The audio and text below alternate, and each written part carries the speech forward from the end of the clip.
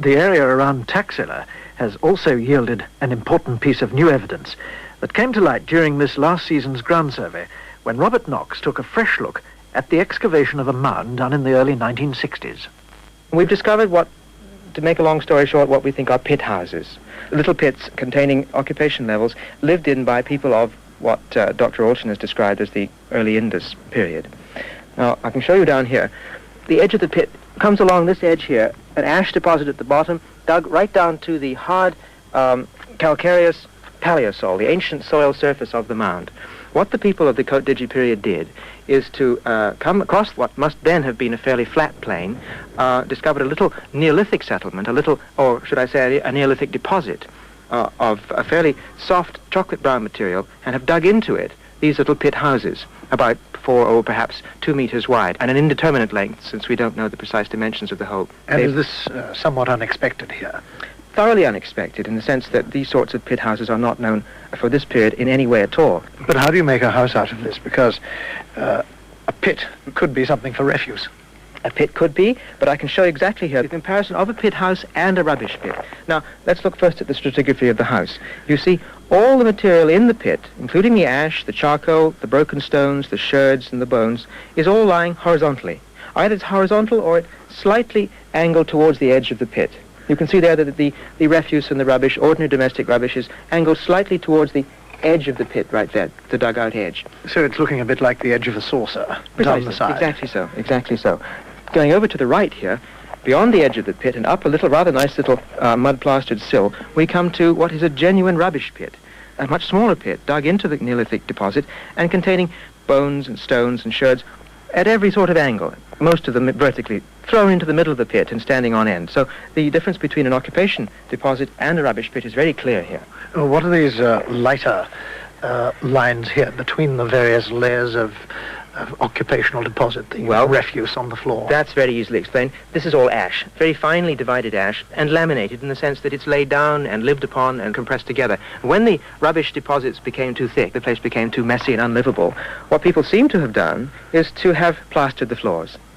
They took mud plaster, just as they do at the present day. We know this from our observations in particularly the Northwest Frontier Province, that people had the alternative either of cleaning out their houses or replastering the floors. And this is what's happened here. And I should say, over a fairly long period of time, because this is a deposit of some depth, suggesting a fairly lengthy period of occupation. So there are a number of these plasterings and replasterings. While there's a good deal of excitement generated in the search for the roots of the Harappan civilization, it's not the only objective of the Cambridge mission to Pakistan. They're particularly interested in Paleolithic man.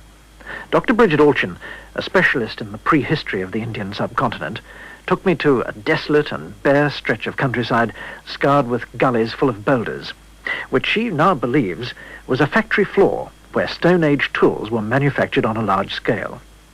You could feel remarkably close to prehistoric man there. In places, you could see by the scatter of discarded stone exactly where he sat, and even which way he must have faced while chipping away at a quartz boulder 40 to 50,000 years ago. It's as if the whole factory was suddenly sealed in a moment of time by a vast protective blanket, preserving everything just as it was. And indeed, that's just about what happened.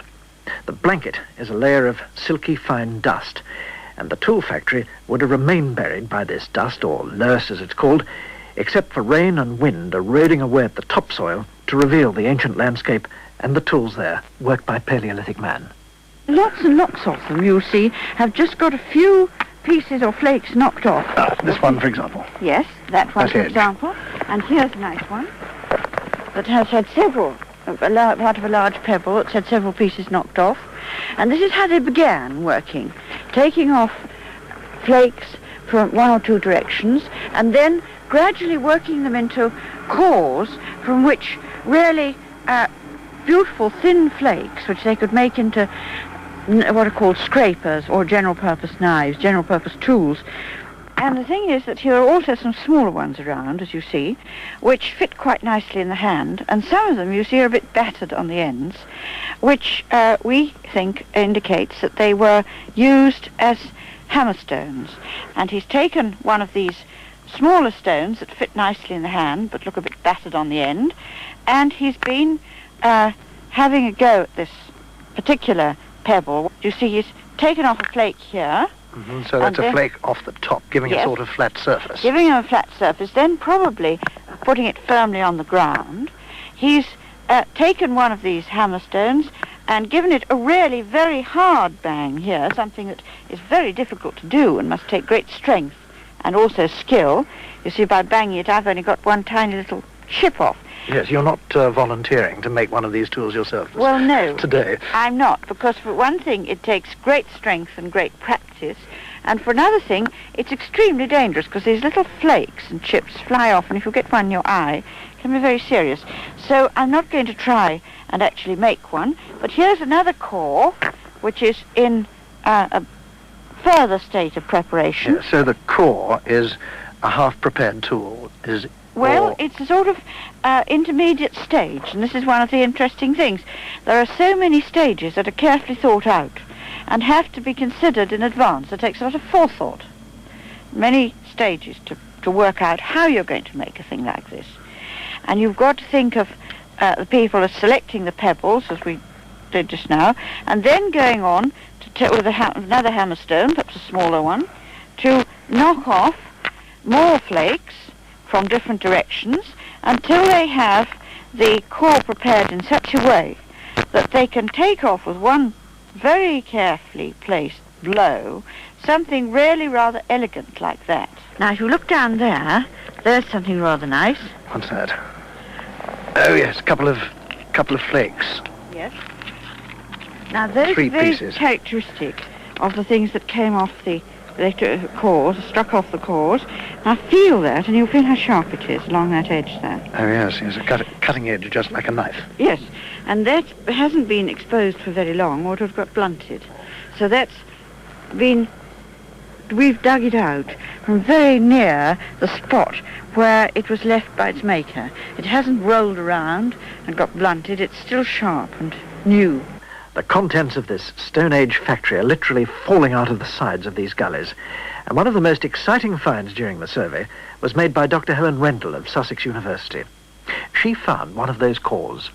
The most extraordinary thing about this is that when we fit the pieces together, I'll show you by putting a few back.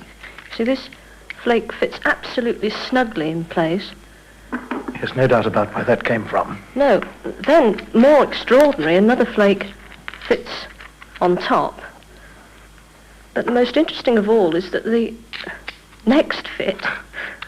So you get a build-up. So we get a build-up of bits. The next fit indicates that the core's actually struck from a completely different direction to get that flake off, the third flake, than these other two. And the key to the whole jigsaw puzzle, if you like, is a small flaw in the core, which allows one to begin to fit the thing together. So that's when you start fitting these flakes back onto the original core from which they were struck, you get some indication because of this spidery line through the stone. Yes, it's a flaw in the stone. It's a line of quartz in this otherwise pink quartzite rock, and that provides the key. And all these flakes, could they be used as tools?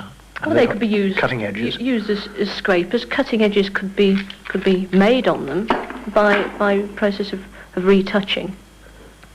Yes, they could all have been used, but obviously the person who's so successly struck bits off this core must have taken some away with him, because we have two pieces over here, two pieces that again fit together, but at the same time don't fit onto any of the other pieces.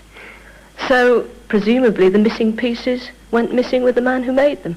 But it's enormously exciting to find something that was last handled 40, 50,000 years ago, that was actually struck by somebody, putting a lot of thought into it, and then leaving the pieces for me to find and put back together again. Extraordinary.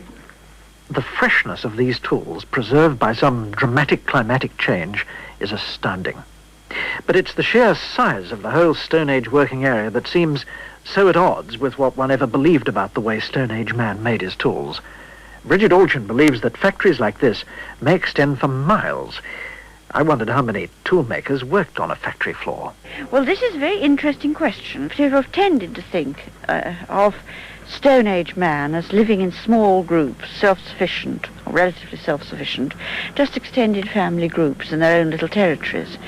But these large sites force us to think in rather different terms, because we've got to think, who did these sites supply, and how? And the how is really the important question, because if you think of several family groups living around this area and all using them, that isn't nearly enough to account for it. Even if that went on for several thousand years, it still isn't enough. So you must think of them supplying much wider area and many more people. And how this happened involves all sorts of speculation. At the moment it has to be no more than speculation, as to what the social and economic organisation was that provided for the distribution of these things far beyond the immediate locality. It's amazing, isn't it, to come here out on the plains and find so many tools. It's not perhaps remarkable that we should be able to do this over an area of a few square yards. What is remarkable is the extent of this. The material they use, the quartzite pebbles, is exposed over an area of perhaps several square miles. And over all that area, practically every yard, every step you take, you will find something that has been touched, affected, used by man. So you're talking about a specially defined industrial estate on which these things were made. Well, perhaps, but we're certainly thinking about a web of social and economic relationships that extended far, far beyond this area, and perhaps supplying the great alluvial plains where there was no stone available. What tantalizing new evidence the Cambridge mission has discovered so far has inevitably opened up new lines of questioning that have never been considered before. Apart from Pakistan's archaeologists and specialists doing specific work in confined areas of research, there have been no large-scale investigations by Western archaeologists since the 1930s. It's clear that the Punjab and the northwest frontier are rich and untapped sources of archaeology, as the French excavations further south in the Indus Valley have shown. And using modern scientific methods, the Alchins are planning next year to do a careful and detailed excavation of selected parts of this field of Stone Age tools. Here, I think, the excavation of some of these large factory sites offers a very interesting prospect which must be treated with great care, because this is something once destroyed can never be put back, but will give us an idea of what these factories and perhaps living sites were. Because at the moment you've only got the factories, you've only got the artifacts and the stones. Yes. You haven't got any idea of where people might have lived while they were doing this. They might have, for instance, had hearths, which found where they lit fires in which they sat round, from which we could obtain perhaps remains of bone. We might even, as in similar conditions in Australia, where they have layers of sand being eroded off older land surfaces, find burials. And that would be very interesting, because we don't know what type of man was responsible for these tools. In Western and Central Asia, they have generally, where associated with anyone, been associated with Neanderthal man. This doesn't mean they would be in Pakistan, but it's suggestive. And of course, even more wildly, we mustn't forget that the Yetis are not far away.